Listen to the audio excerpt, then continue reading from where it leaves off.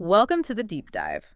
Today we are looking at a really interesting one, HIMS and Hers Health Inc. The ticker is HIMS. Yep. As of Friday, November 28th, it's trading around $39.76.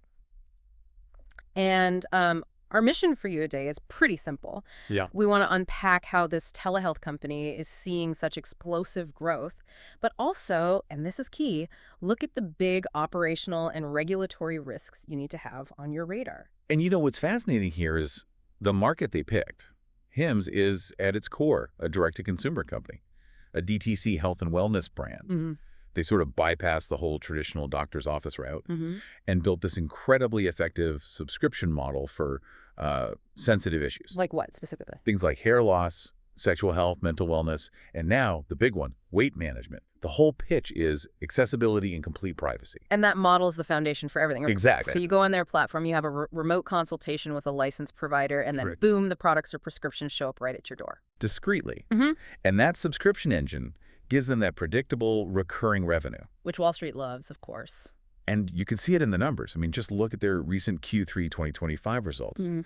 Revenue was, get this, US $599.0 million. Wow. That's a huge increase. It's almost a 50% jump year over year. Yeah.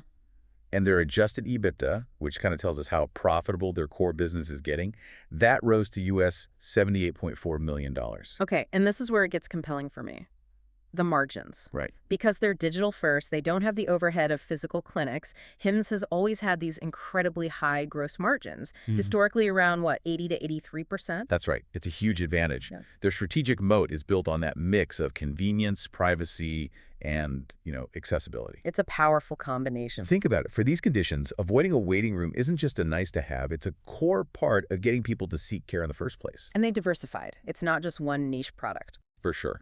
Yeah. Covering hair, skin, weight loss, it makes them way more resilient than some of the other telehealth players who are just focused on one thing. That makes sense.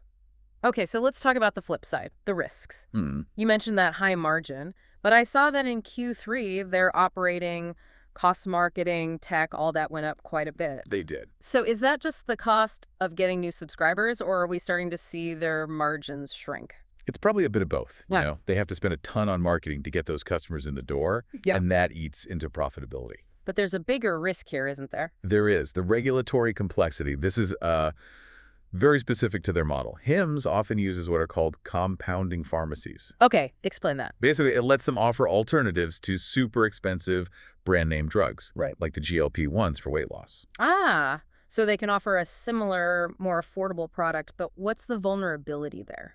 The vulnerability is scrutiny. Yeah. From the FDA, from state pharmacy boards. If the rules around compounding tighten up, especially for these really popular weight loss drugs, it could hit a major revenue stream for them, almost overnight. So it's a legal and regulatory tightrope. A bit, yeah. And Yeah. you have to watch their profitability carefully. Their GAAP net income can be volatile. For instance, Q3 2025 was actually lower than the year before, but only because of a one-time tax benefit in 2024 that didn't repeat.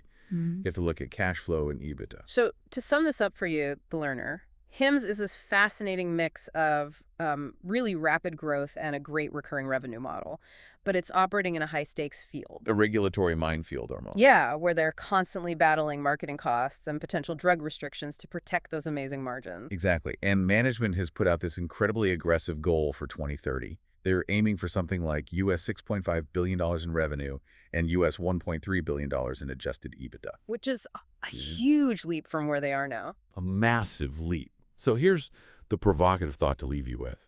To hit those multi-billion-dollar goals, what do they need to prove in the next year? What metric will you be watching to see if they're actually on track for that future or if the competition and the costs are just too high?